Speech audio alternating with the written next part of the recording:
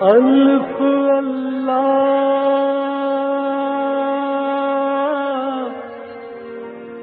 چمبے دی بوٹی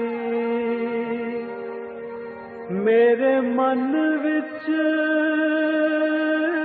مرشد لائی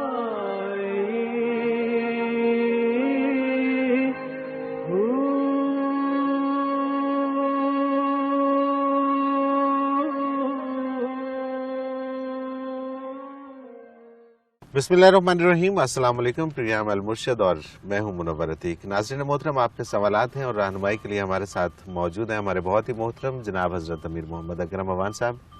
آپ سلسلہ نقشبندیہ اویسیہ کے شیخ ہیں، مترجم قرآن ہیں، مفکر قرآن ہیں، شاعر ہیں، ادیب ہیں، بہت سے حوالے ہیں آپ کے تعارف کے۔ حضرت جی بہت شکریہ، آپ نے وقت دیا۔ سوالات آج بھی ہمارے پاس بڑے عام اور کافی زیادہ ہیں۔ آسیہ وزیر آباد سے یہ کہتی ہیں کہ حضرت جی میرا سوال یہ ہے کہ کیا عورت بھی بیعت لے سکتی ہے؟ ہماری گلی میں ایک عورت مرد اور عورتوں سے بیعت لیتی ہے، دونوں سے۔ الحمدللہ رب العالمین والصلاۃ والسلام علی حبیبہ محمد وآلہ وصحبہ اجمعین۔ اعوذ باللہ من الشیطان الرجیم، بسم اللہ الرحمن الرحیم۔ جی نہیں، عورت کا کوئی کانسیپٹ نہیں بیعت لینے کا، ٹھیک ہے، کوئی شرعی جواز نہیں ہے۔ ٹھیک ہے، امہات المومنین نے کسی سے بیعت نہیں لی، صحابیات نے کسی سے نہیں لی، آج تک امت میں کسی بھی کہیں بھی عورت، یہ عورت کا منصب ہی نہیں۔ ٹھیک ہے، بیعت بھی امامت کی قائم مقام ہوتی ہے، امامت عورت کا حق نہیں ہے، صحیح، بالکل، وہ اس کے لیے بنی ہی نہیں ہے بنیادی طور پر۔ ٹھیک ہے، تو یہ عورت کا کام نہیں ہے، نہ یہ بیعت منعقد ہوتی ہے، نہ اس کا کوئی فائدہ ہے، نہ حاصل ہے، بلکہ بدعت ہے، گناہ ہے، گناہ ہے، اور یہ ثواب کی غرض سے اگر کر رہے ہیں تو پھر گناہ ہے۔ گناہ ہے۔ عائشہ صدیقہ سکھر سے، بلا شبہ ہر بچہ فطرت صالح پہ پیدا ہوتا ہے، لیکن پھر ہم یہ کیوں کہتے ہیں کہ فلاں شخص بد فطرت ہے؟ یہ فطرت صالح تو انہوں نے اپنی طرف سے صالح کا اضافہ کر لیا ہے، ہر بچہ فطرت پہ فطرت کا مفہوم یہ ہے کہ جو فطری طور پر انسان کو کرنا چاہیے اس کی صلاحیتیں اس میں موجود ہوتی۔ ٹھیک ہے، نبی علیہ الصلوۃ والسلام کا ارشاد عالی ہے کہ کل مولود یولد علی فطرہ، ہر پیدا ہونے والا فطرت پہ یعنی فطری استعداد جو انسان میں ہونی چاہیے اس میں ہوتی ہے۔ صحیح، ثم ابواه یحودانہ او یمسرانہ او ینصرانہ، کہ پھر اس کے والدین، ماحول، معاشرہ کسی کو یہودی بنا دیتا ہے، کسی کو عیسائی بنا دیتا ہے، کسی کو آتش پرست بنا، پھر معاشرہ اسے ڈھال دیتا ہے۔ تو اس میں صلاحیت موجود ہوتی ہے کہ اگر وہ نیک بننا چاہے تو بھی بن سکتا ہے، بالکل ٹھیک، برا بننا چاہے تو، یعنی فطری صلاحیت، یہ عمومی قاعدہ ہے۔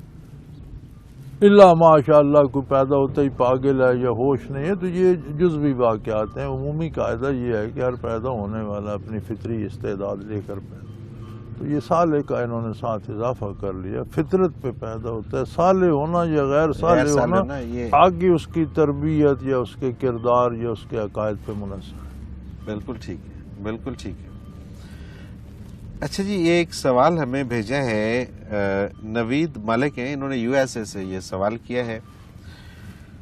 ان کا جو سوال کا مفہوم ہے وہ یہ ہے کہ یہ ہمارا پروگرام دیکھتے ہیں المرشد، اور یہ کہتے ہیں کہ یہاں پہ میرے ساتھ ایک مسئلہ یہ ہوا کہ میں جب لوگوں سے بات کرتا ہوں تو یہاں کے لوگ یہ کہتے ہیں کہ جتنے بھی پیغمبر آئے وہ سارے کے سارے نبی رسول، وہ سارے کے سارے عرب ممالک کے اندر آئے، اور عربوں کو اس کی ضرورت تھی، ان کو گائیڈ لائن چاہیے تھی، اس لیے وہاں پہ سارے ہمیں اگر چاہیے ہوتی، اگر ہمیں سیدھا راستہ چاہیے ہوتا، اگر ہم بھٹکے ہوئے لوگ ہوتے تو پھر ہمارے ہاں بھی پیغمبر آتے۔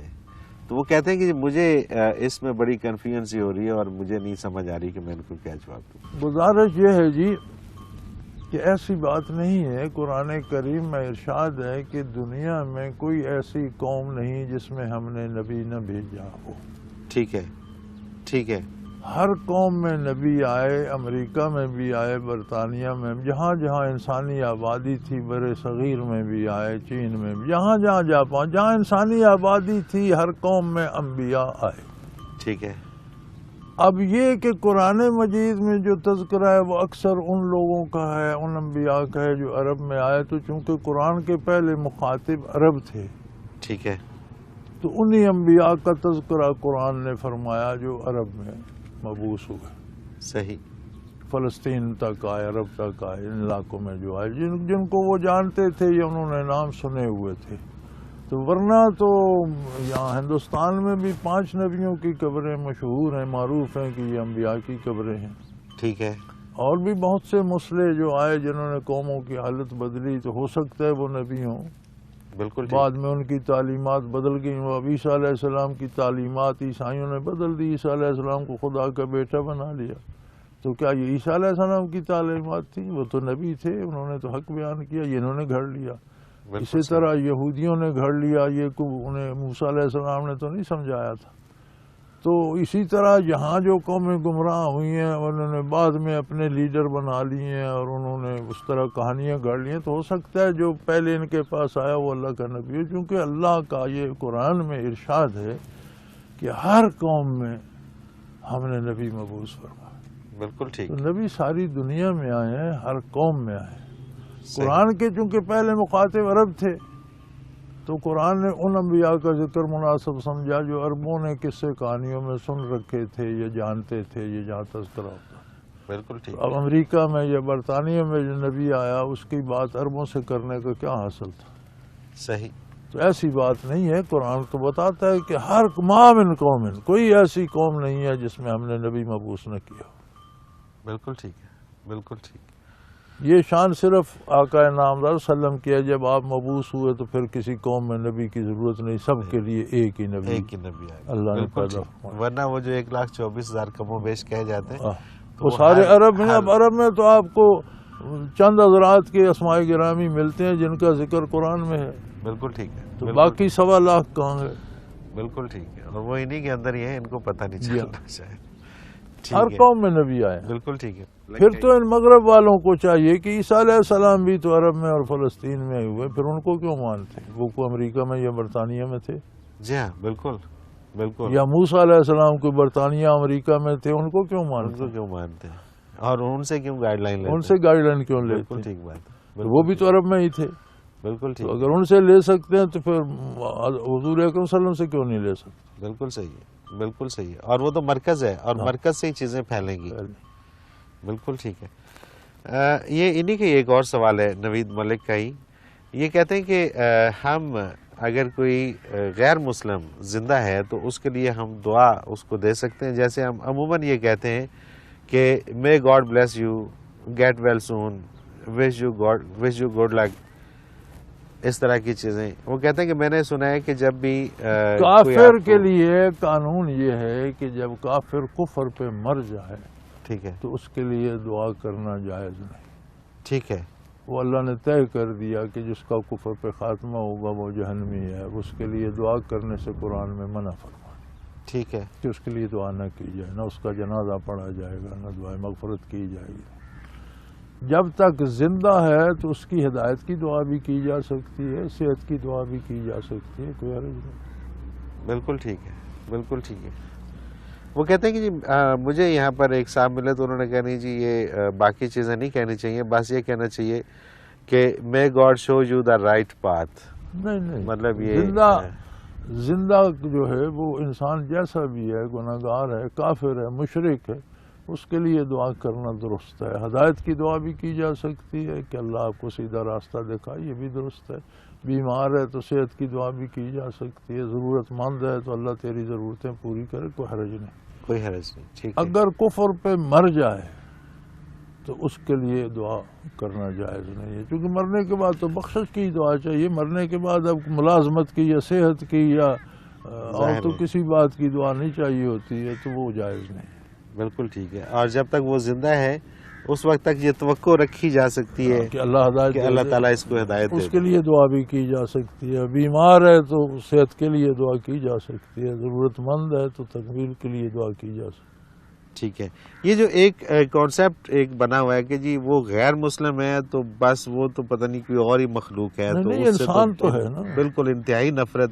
نہیں اور اس غیر مسلم انسان تو ہے نا, مکلف تو ہے نا اس تک دین پہنچانا, اس کے ساتھ اس نے سلوک کرنا کہ وہ دین کی طرف متوجہ ہو, اس کے ساتھ انسانوں جیسا برتاؤ کرنا, اس کے حقوق کی نگہداشت, یہ ساری باتیں تو ضروری ہیں. انسانی حقوق تو اس کے ہیں جب تک وہ ہے. بالکل ٹھیک ہے, بالکل ٹھیک ہے. اس کی عزت و آبرو کا پاس کرنا, اس کے مال کو نقصان نہ پہنچانا, اس کی دل آزاری نہ کرنا, وسائل میں اسے شراکت دینا, اس کے بچے بھی پڑھ سکیں, اس کے بیماری کا علاج بھی ہو سکے, اسے بھی ملازمتیں مل سکے, یہ تو سارے اس کے حقوق ہیں. انسانی حقوق تو سارے ہیں اس کے, اور انسانی حقوق اسے پورے کے پورے ملنے چاہیے. اور اس پہ بہتر یہ ہے کہ اس کے ساتھ حسن سلوک سے اس طرح پیش آیا جائے. بالکل مسلمان معاشرے میں تو اس کی ایسی حوصلہ افزائی ہونی چاہیے کہ وہ بھی اسلام کی طرف آ جائے. بالکل ٹھیک ہے, بالکل ٹھیک ہے. حضرت جی مجھے ایک بریک پہ جانا ہے, اور بریک سے واپس آ کے میرے پاس بڑے اہم سوالات ہیں, وہ اس میں شامل کریں گے. ناظرین محترم, اگر آپ بھی اس پروگرام میں شامل ہونا چاہیں, اپنا کوئی سوال ہمیں بھیجنا چاہیں, تو اسکرین پہ ہمارا نمبر موجود ہے, نوٹ فرما لیجیے 033349555021. اور اسی طرح سے آپ ہمیں میل کر سکتے ہیں, ای میل ایڈریس بھی اسکرین پہ موجود ہے, questions@almurshid.tv. اپنا کوئی بھی سوال ہو ہمیں بھیجیے, ہم اس پروگرام میں شامل کریں گے, حضرت جی سے رہنمائی لیں گے. ایک مختصر کمرشل بریک, اس کے بعد حاضر ہوتے ہیں. ہمارے ساتھ رہیے.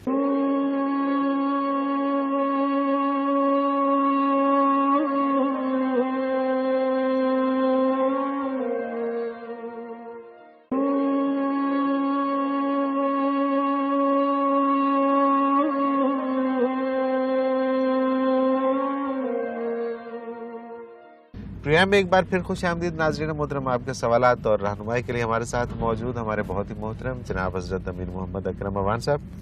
حضرت جی اگلا سوال شامل کرتے ہیں پروگرام میں. عبد الوہاب ہیں سکھر سے. ان کا سوال ہے کہ یہ جو ہمارے ملک میں اسلام کے نام پہ سیاسی تنظیمیں ہیں, نام نہیں لے رہے ہم, یہ الیکشن میں بھی اتحاد کے نام پہ اپنے ووٹ دوسری سیاسی جماعت کو دیتے ہیں, اور پھر اسمبلی میں آ کر بھی صدر اور وزیر اعظم کے لیے دوسری سیاسی جماعت کو اپنے ووٹ دیتے ہیں. اس میں امانت میں خیانت اور جھوٹی شہادت کے زمرے میں یہ لوگ نہیں آتے کہ جب ان کو ووٹ دیے جاتے ان کی جماعت کے لیے, ہماری ایک امانت ان کے پاس ہوتی ہے کہ ہم نے آپ کے منشور کو ہم نے ووٹ دیا, اور آگے جا کے یہ دوسرے کسی بھی معاملے میں وزیر اعظم اور اس کو الیکٹ کرنے میں اپنا ووٹ ڈال دیتے ہیں, تو یہ امانت میں خیانت کے زمرے میں نہیں آتے. بسم اللہ الرحمن الرحیم. گزارش یہ ہے جی کہ کسی ایک جماعت یا کسی ایک فرد پہ الزام کیا رکھیں, ہم سب یہی کرتے ہیں. کون ہے ہم میں عوام میں جو کسی منشور پہ ووٹ دیتا ہے؟ ٹھیک ہے, ہر ایک کے ذاتی مفادات وابستہ ہیں. احسان کبھی اسلام پہ کرتے ہیں اور کبھی جمہوریت پہ کرتے ہیں اور کبھی کسی پہ کرتے ہیں, لیکن اندر باتیں یہ ہوتی ہیں کہ اس کو ووٹ دوں گا تو یہ مجھے تھانے سے چھڑا لے گا, یہ مجھے پیسے دے گا, مجھے ابھی لوگ نقد دے کے ووٹ دیتے ہیں. یار ایک حلقے میں, آپ کے لاہور کے ایک حلقے میں ایک امیدوار کا 2 ارب روپیہ خرچ ہوا. جی بالکل. یہ کون سی امانت ہے جو آپ نے 2 ارب میں دی؟ بالکل ٹھیک. آپ نے پیسے لے لیے, ووٹ بھیج دیا, وہ کنویں میں پھینکے یا غار میں پھینکے, آپ کو کیا؟ بالکل ٹھیک. جب اس نے خرید لیا ایک امیدوار کا 2 ارب, آپ کا ٹی وی کہہ رہا ہے. جی بالکل, ظاہر ہے دوسرے کا بھی لگا ہوگا. تو ایک MNA کے حلقے میں 4 ارب روپیہ ووٹ خریدنے پہ لگا. اب ان ووٹوں کی کیا اہمیت ہے اور کیا قیمت ہے؟ تو میرے بھائی پہلے اپنے آپ کو درست کریں. بالکل ٹھیک, بالکل ٹھیک. اور یہ جو مختلف تنظیمیں بن گئی ہیں, یہ اگر آپ اجازت دیں تو میں کہوں گا کہ ہر ایک نے اپنی دکان بنا رکھی ہے, کسی کا کوئی مقصد اسلام وغیرہ نہیں ہے. ہر ایک کے اپنے مقاصد ہیں, اپنی زندگی گزارنی ہے, موج میلہ کرنا ہے. اسلام نافذ ہو نہ انہیں زکوٰۃ, صدقات, دیگر چندے, ڈونیشنز مل جاتی ہیں, ہوائی جہازوں پہ سفر کرتے ہیں, اچھی اچھی گاڑیاں رکھتے ہیں, خود کرتے کچھ نہیں, سب عوام کا مال ہوتا ہے, موج میلہ وہ بھی کر لیتے ہیں. حکومت ملے نہ ملے, یار ایک حکومت ایک طبقے پر تو ہر جماعت کے پاس ہے. جی بالکل ہے, بالکل ہے. اتنی تو تو وہ کرتے ہیں۔ اپنی انجوائے کر رہے ہیں. بھائی آپ ایک پودا لگاتے ہیں آگ کا اور امید رکھتے ہیں اس پر آم لگیں گے، تو سوال ہی پیدا نہیں ہوتا. تو پھر آپ کڑوا ہی بنیادی طور پر آم بیجیں نا. جی ہاں، پہلے تو آپ خود دیانت سے، آپ کو اللہ نے ووٹ دینے کی توفیق دیا تو جو آپ اپنی غرض پہ دیتے ہیں تو کیا بد دیانتی نہیں ہے؟ یقیناً. تو جب آپ بد دیانتی کریں گے تو اس پر آگے دیانت کا پھل لگے گا. تو پھر وہی ہوگا کہ آپ کا عکس ہوگا. دوسروں کو الزام دینا آسان ہے، ہم بالکل ٹھیک. بنیادی ٹیڑھی رکھتے ہیں اور اس پر عمارت ہی ٹیڑھی بنتی ہے. بالکل ٹھیک ہے، بالکل ٹھیک. اب اسی میں اگلا ان کا جو اس سے لنک سوال تھا وہ یہ ہے کہ جو اسلام کے نام پہ سیاسی جماعت کا ذکر کیا ہے، حکومت کا حصہ ہوتے ہیں، یعنی کہ جو حکومت کے ساتھ مل جاتے ہیں، پھر اس غیر اسلامی حکومت کو چلانے میں حکومت کے ساتھ جرم میں شریک نہیں ہو جاتے. نہیں ہو جاتے کا کیا مطلب ہے میرے ہوتے بھائی؟ مطلب ہی دیکھو، سیاست کا ہمارے ہاں، ہمارے ایک وزیر ہوا کرتے تھے، اللہ بخشے فوت ہو گئے، بڑے کالم لکھتے تھے تنقیدی حکومت کے پر، اور ضیاء الحق صاحب کی حکومت تھی تو ان کے بڑے تحقیقی کالم ہوتے تھے، خرافات نہیں ہوتی تھیں اور حکومت پر کڑی تنقید کرتے تھے. تو ضیاء الحق صاحب نے انہیں منتخب کرا کے میں نے منسٹر بنا دیا. ٹھیک ہے. تو اب وہ جو بولتے تھے سارا حکومت کے حق میں ہوتا تھا. تو کسی نے ان سے پوچھا کہ بھئی آپ کے تو بڑے سخت کالم آتے تھے، اب آپ تو اس نے کہا بھئی وہ سارے کا مقصد اقتدار تھا، اب اقتدار مل گیا، اب میں پھر وہی شور کرتا رہوں. اب تو غلط بات ہے. تو وہی سیاسی جماعتوں کا قبلہ ہے حصول اقتدار، اس کا کوئی ٹانگ مل جائے، دم مل جائے، کان مل جائے، کچھ نہ کچھ تو مل گیا. بالکل ٹھیک. تو وہ اپنا انجوائے کرتے ہیں. آپ کس غلط فہمی میں ہیں؟ اسلام کے لیے کس سیاسی جماعت کی ضرورت ہے؟ سارے مسلمان ایک ہی جماعت ہیں، آپ کریں کام. بالکل ٹھیک ہے، بالکل ٹھیک ہے، بالکل صحیح ہے. اگلا سوال حضرت جی شامل کرتے ہیں محمد فیصل، یہ ٹوبا ٹیک سنگھ سے. یہ کہتے ہیں حضرت جی جب جسم اچانک کانپ اٹھتا ہے اور رونگٹے کھڑے ہو جاتے ہیں تو کہا جاتا ہے کہ قبر نے یاد کیا ہے. میرے ساتھ ایسا دن میں کئی بار ہوتا ہے. کئی بار میں اس کیفیت سے جب بھی کوئی اچھی بات سنتا ہوں، وہ اسلام کے متعلق ہو یا زندگی کے متعلق، تو مجھے یہ کیفیت سے، تو یہ کیا ہے، اس کی کیا وجہ ہے؟ یہ ہمارا اپنا کردار ہے. ٹھیک ہے. ہمارے اپنے کردار میں کوئی ایسی بات ہوتی ہے جس سے ہمارے لاشعور میں ایک خطرہ ہوتا ہے. اچھا. کہ میں یہ کر تو رہا ہوں لیکن اس کا نتیجہ اچھا نہیں ہو. ٹھیک ہے. ہم اسے دماغی طور پر قبول کریں نہ کریں، زبانی یا عقلی مانیں نہ مانیں، ہم ایک کام ایسا کرتے ہیں کہ اس کے نتیجے کا اندیشہ لاشعور میں جم جاتا ہے. ٹھیک ہے. جب کوئی اس طرح کی بات ہوتی ہے تو وہ لاشعور یاد دلاتا ہے کہ بچو تو نے بھی یہ کیا تھا. صحیح. تو جسم کانپ اٹھتا ہے کہ مجھ سے بھی ہوا. تو جیسے کسی نے قتل کیا، کسی کو کوئی پتہ نہیں، لیکن جب کسی قاتل کو سزائے موت سنائی جاتی ہے تو اندر سے اس کے بھی آواز آتی ہے کہ قتل تو نے بھی کیا ہوا. ٹھیک ہے. ٹھیک ہے. بالکل ٹھیک ہے. اس کے لاشعور میں پڑا ہوتا ہے کہ وہ اس کا بدن لرز جاتا ہے کہ یار کہیں پتہ چل گیا تو حشر تو میرا بھی یہی ہوگا. صحیح. تو آپ اللہ کا ذکر کریں، اللہ کی اطاعت کریں، درود شریف پڑھیں، حلال کھائیں، سچ بولیں تو یہ چیزیں ختم ہو جائیں گی. بالکل ٹھیک ہے.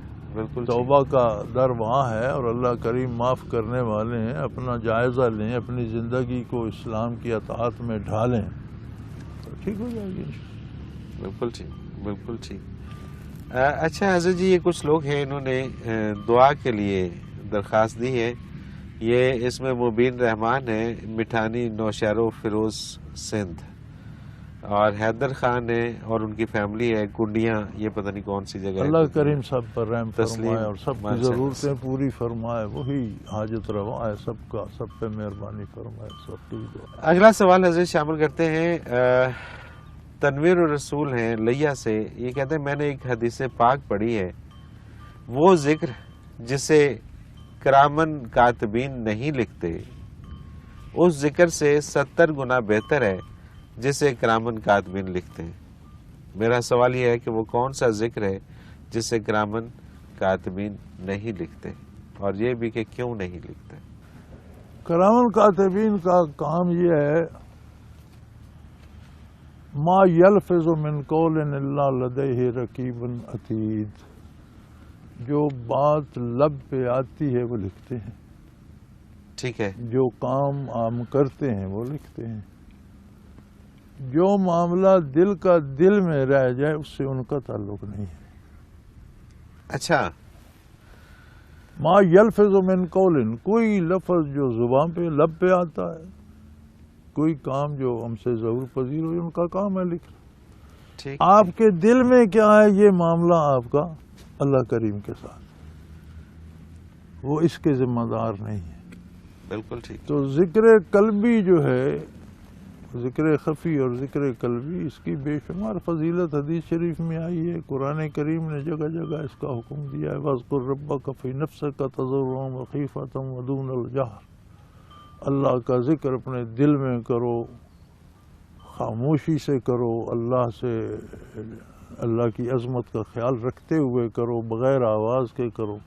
بالکل ٹھیک، تو بالکل ٹھیک، ذکر قلبی نصیب ہوگا تو وہ معاملہ آپ کا اللہ کے ساتھ ہے، اللہ جانے آپ جانے، اس میں کرام کاتبین کا دخل نہیں ہے، بالکل صحیح، بالکل کیونکہ صحیح، معاملات قلبی کے لکھنے کے وہ مکلف ہی نہیں ہے، وہ یہ نہیں لکھ سکتے کہ اس کے دل میں کیا تھا، اس نے یہ لکھنا ہے کہ اس نے کیا کیا، کس بالکل نیت سے کیا، یہ مالک کا اور یہ بندے مالک کا کام، مالک اور کیا بندے کا بات ہے، معاملہ، کیا بات ہے، بالکل ٹھیک ہے، انہوں نے صرف جو ان کو نظر آ رہا ہے وہ لکھنا وہی لکھنا ہے، اب اس کا اجر کیا ہے یا اس کی نیت کیا ہے، کیا ہے، یہ یا کس نیت سے کیا، یا یہ قابل اللہ معافی تعالیٰ ہے کا اور یا بندے کا قابل معاملہ۔ سزا ہے، یہ بندے اور اللہ کے درمیان ہے۔ سبحان اللہ، سبحان اللہ۔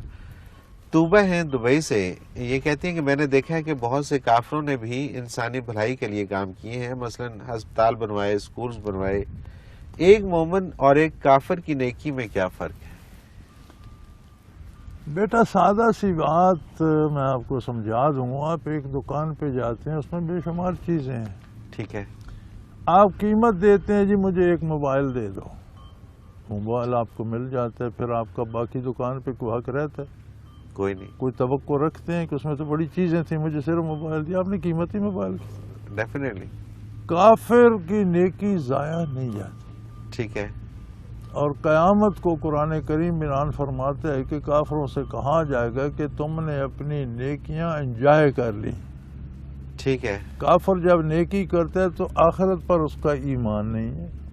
نیکی تب نیکی بنتی ہے جب اسے آپ اللہ کے نبی کے کہنے کے مطابق کریں۔ بالکل ٹھیک، بالکل ایک ٹھیک، کام اپنی مرضی سے کرتے ہیں وہ اچھا کام ہے، اس میں حضور کا اتباع نہیں ہے تو وہ نیکی نہیں بنے گا، اچھائی اچھا کام ہے، صحیح، اس اچھائی کا بدلہ دنیا میں مل جاتا ہے، چونکہ کافر کا تو آخرت پہ ایمان ہی نہیں، وہ دنیا کے لیے یا شہرت کے لیے کرتا ہے یا کسی اور منفعت کے لیے کرتا ہے، تو وہ دنیا میں اس کی نیکی کا بدلہ اسے دے دیا جاتا ہے۔ جب میدان حشر میں جائے گا تو ارشاد ہوگا کہ تم نے اپنی نیکیاں تو دنیا میں انجوائے کر لیں، بالکل ٹھیک، جو برائیاں تھیں وہ باقی پڑی ہیں، اب بھگتو۔ بالکل ٹھیک ہے، بالکل صحیح ہے، تو نیکی ضائع نہیں ہوتی، کافر بھی کرے تو اس کو اس کا بدلہ دنیا میں اللہ کریم دے دیتے۔ بالکل ٹھیک ہے، اس کو دنیا میں ملتے ہیں، شہرت کے لیے کی شہرت مل گئی، منافع سر کے گنگا لیے رام کی ہاسپٹل اب پیسے تک مل چل رہے گئے، ہیں ظاہر ہے، تو چل اس کو رہا ہے۔ شہرت مل رہی ہے، تو یا شہرت کے اعتبار سے ٹھیک ہے، گلاب دیوی گلاب اسپتال دیوی چل رہا ابھی ہے، تک اسی چل رہا طرح ہے، ٹھیک ہے، بتیرے کنویں چل رہے ہیں، سرائیں چل رہی بالکل ہیں، صحیح ہے، جوہر تالاب دیہات میں بنوا دیے گئے، انہی کے نام پہ چل رہے ہیں، تو وہ ان دنیا کا میں شہرت انہیں مل رہی ہے، جو ان بالکل کی ٹھیک، خواہش تھی اس کے مطابق وہ اللہ جانے اور وہ جانے، اس کا بالکل بدلہ صحیح، انہیں دنیا میں بالکل مل صحیح، گیا، آخرت میں کام نہیں آئے۔ بالکل ٹھیک ہے۔ حضرت جی مجھے ایک بریک پہ جانا ہے، اور بریک سے واپس آ کے کچھ اور بڑے اہم سوال ہیں شامل کریں گے۔ ناظرین محترم، اگر آپ بھی اس پروگرام میں شامل ہونا چاہیں، اپنا کوئی سوال ہمیں بھیجنا چاہیں، تو اسکرین پہ ہمارا نمبر موجود ہے، نوٹ فرما لیجیے، 0333455021، اور اسی طرح سے آپ ہمیں میل کر سکتے ہیں۔ ای میل ایڈریس بھی اسکرین پہ موجود ہے، questions@almurshid.tv۔ ایک مختصر کمرشل بریک، اس کے بعد حاضر ہوتے ہیں، ہمارے ساتھ رہیے گا۔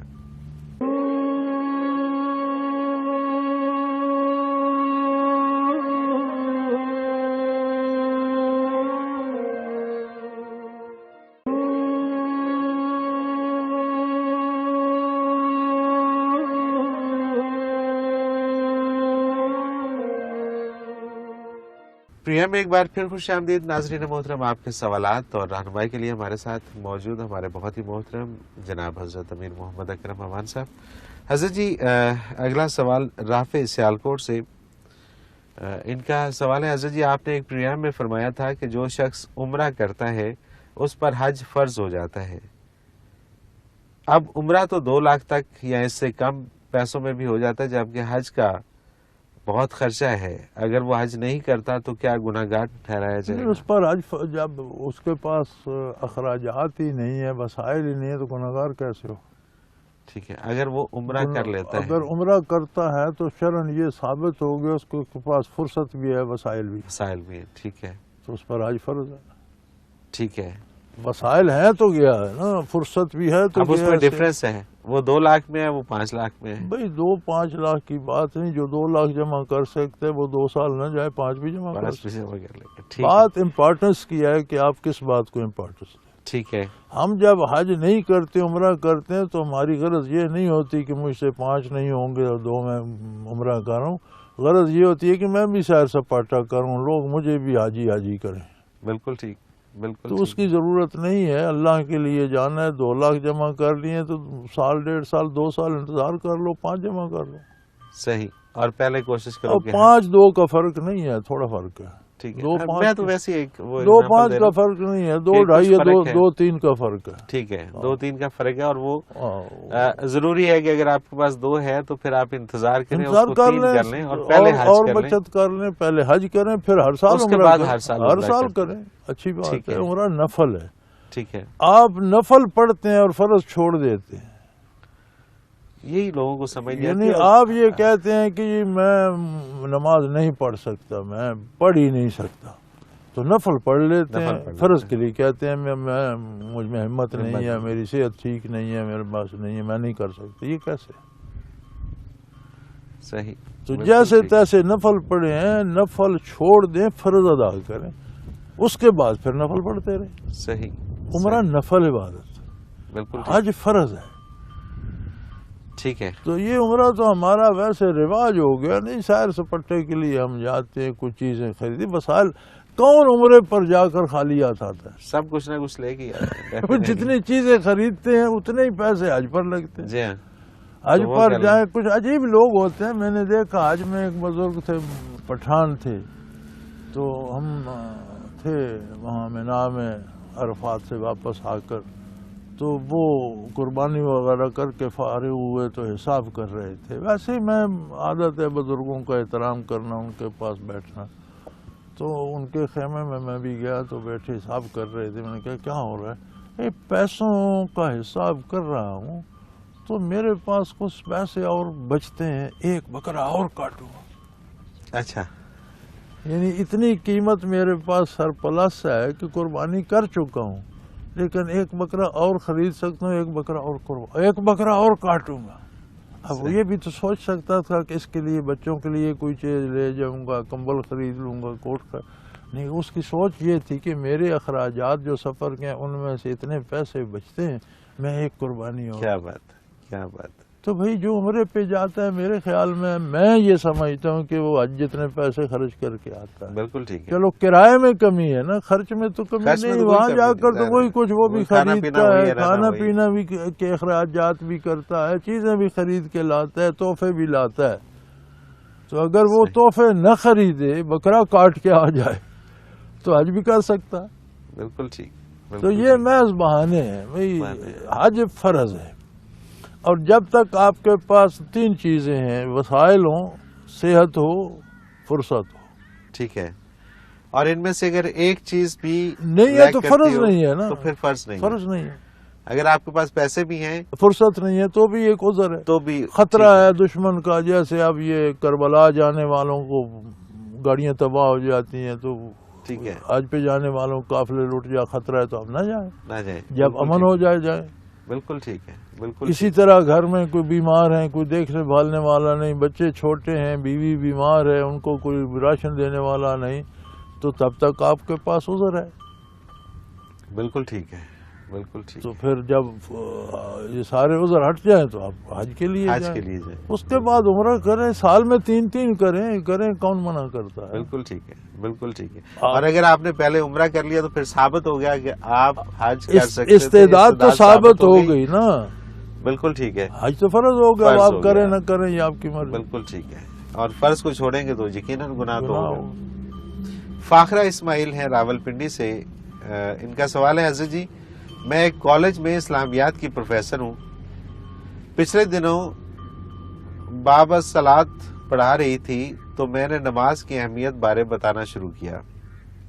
اتنے میں میری ایک اسٹوڈنٹ بولی کہ مس, نماز پڑھنا یا نہ پڑھنا ایک شخص کا ذاتی مسئلہ ہے, آپ کسی کو نماز کے لیے فورس نہیں کر سکتے.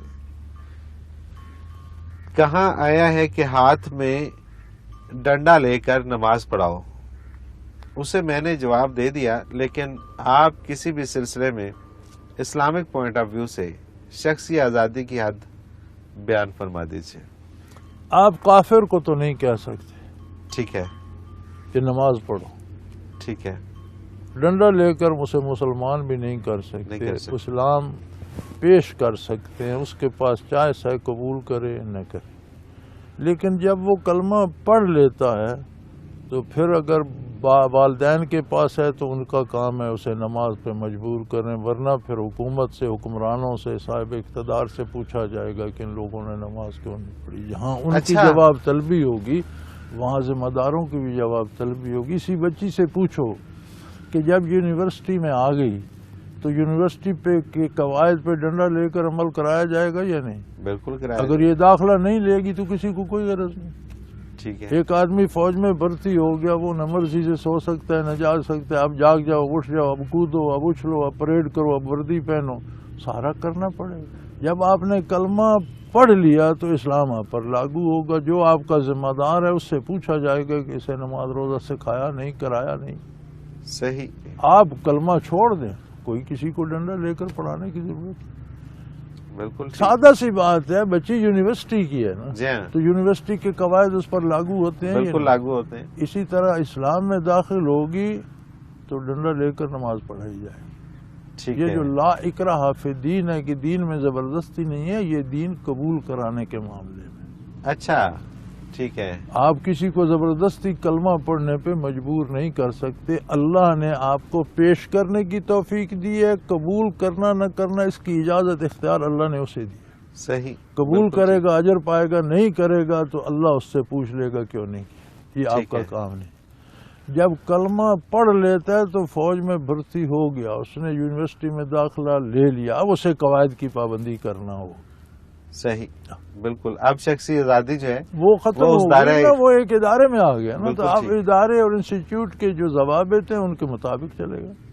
بالکل ٹھیک ہے. اب اپنی مرضی نہیں چلے گی, اب وہی قواعد و ضوابط. یہ کہاں لکھا ہوا ہے کہ آپ یونیورسٹی میں داخلہ تو لے لیں لیکن کام اپنی مرضی کے کریں؟ کہیں لکھا ہوا ہے؟ مطلب شخصی آزادی ہے کہ جی آپ کلاس اٹینڈ نہ کریں, آپ چلے جائیں, یہ شخصی آزادی ہے؟ یہ شخصی آزادی ہے. پیچھے نام کاٹ دیں گے, دوبارہ داخلہ کوئی نہیں دے گا. جی ہاں, آپ 4 دن نہ آئیں, یہ شخصی آزادی بھگا دیں گے یونیورسٹی سے, تو آپ نمازیں چھوڑ دیں تو اسلام سے خارج نہیں کر دیں گے. بالکل ٹھیک بات. نام کٹ جائے گا, پھر ساری عمر چھوڑے رکھیں. بالکل صحیح ہے, بالکل صحیح ہے. اچھا, یہ آج کل ایک تو کچھ غیر ملکی جو ڈرامے اور پھر کچھ اس طرح کے آج کل ہمارے اسکالر بھی ہیں کہ جو پتہ نہیں کس طرح سے گفتگو کرتے ہیں کہ ان کی گفتگو سے جو لوگ جو اپنے اندر ایک چیز لیتے ہیں وہ یہی چیزیں ہیں کہ جی یہ تو میرا ذاتی فعل ہے, جی اس میں تو میں جواب دوں, جی آپ کا تو اس میں کیا ہے, جی آپ جب تک کسی انسٹیٹیوشن یا کسی ادارے کا ممبر نہیں بنتے تو آپ کی ذات آزاد ہے, جو چاہے. ٹھیک ہے. جب آپ کسی انسٹیٹیوشن یا ادارے کا ممبر بن جاتے ہیں تو اس کے قواعد آپ پر لازم ہو جاتے ہیں اور لاگو ہو جاتے ہیں. جب آپ نے کلمہ پڑھ لیا تو آپ کی شخصی آزادی ختم ہو گئی. اب آپ کو اتباع کرنا ہوگا شریعت مطہرہ. بالکل ٹھیک ہے, بالکل ٹھیک ہے. شخصی آزادی جب تک تھی جب تک آپ اس ادارے میں داخل نہیں. ٹھیک ہے. جب آ گئے, ذرا ان دانشوروں سے کوئی پوچھے, انہوں نے کالجوں میں یونیورسٹی میں پڑھا, کیا اداروں کے ضابطے کے مطابق نہیں؟ بالکل ہوتے ہیں, بالکل ہوتے ہیں. ہر ایک چیز کا ضابطہ ہے. ہر ایک چیز ادارے پر- کے اپنے قاعدے ضابطے ہیں، ہر کوئی ان کی پابندی کرتا ہے. تو میرے بھائی یہ بھی ایک انسٹیٹیوشن ہے، آپ اس میں داخل ہو گئے تو اس کے ضابطوں کی پابندی کرنا ہوگی. نہیں کریں گے آپ سے بھی جواب طلبی ہوگی، جو ذمہ دار ہوں گے ان سے بھی جواب طلبی ہوگی. اور بالکل یہ ٹھیک. جو حکمران ہیں ان سے تو 21 کروڑ لوگوں کا حساب لیا جائے گا کہ ان کو کیسے ڈیل کیا آپ نے، ان کی بہتری کے کیا طریقے کیے، ان کے حقوق ان کو کتنے دیے، کتنے آپ نے غصب کر صحیح. دیے. بالکل ٹھیک ہے، بالکل ٹھیک ہے. معاملہ سخت ہے، معاملہ سخت ہے. اور جتنے بڑے عہدے پہ کوئی فائز ہوتا ہے یہ اس کی سب ذمہ نے یہ داریاں پھر بنایا اتنی ہوا ہے نا زیادہ. جی، لا اکراہ فی الدین، دین میں کوئی زبردستی نہیں ہے، یہ ہے دین قبول کرانے کے معاملے. ٹھیک ہے، آپ کسی بالکل سے ٹھیک. زبردستی کلمہ نہیں پڑھا سکتے. بالکل ٹھیک، بالکل ٹھیک. جب کوئی مسلمان نماز نہیں پڑھے گا تو کیا عہد خلافت میں درے نہیں مارے جاتے تھے، بالکل ٹھیک. سزائیں نہیں دی جاتی تھی. صحیح، صحیح. تو اب بھی سختی ہو سکتی سختی ہے ہو اس حوالے سے. سکتی ہے، والدین کے ذمے ہے، پھر گھر والوں کے ذمے ہے، پھر ادارے اور حکومت کے ذمے جو ہے، بھی ذمہ دار ہیں ان کے جو بھی ذمہ ہے. ذمہ دار ہے اس کے ذمے بالکل ہے. ٹھیک ہے. حضرت جی وہی ہوا، پروگرام کا وقت اپنے اختتام کو پہنچ گیا. ناظرین محترم، اگر آپ اس پروگرام میں اپنا کوئی سوال بھیجنا چاہیں تو اسکرین پہ ہمارا نمبر موجود ہے، نوٹ فرما لیجئے 0334955021. اور اسی طرح سے میل کر سکتے ہیں. ای میل ایڈریس بھی اسکرین پہ موجود ہے questions@almurshid.tv. آپ کا کوئی بھی سوال ہو آپ ہمیں اس ای میل کے ذریعے یا SMS کے ذریعے بھیج دیجئے. ہم اس میں شامل کریں گے پروگرام میں اور حضرت جی سے رہنمائی لیں گے. حضرت جی بہت شکریہ آپ کا، جزاک آپ اللہ نے جی، وقت اللہ دیا. پاک کو. ناظرین محترم، اس کے ساتھ ہی پروگرام کا وقت اپنے اختتام کو پہنچا. منورتی کو اجازت دیجیے. اللہ حافظ. لا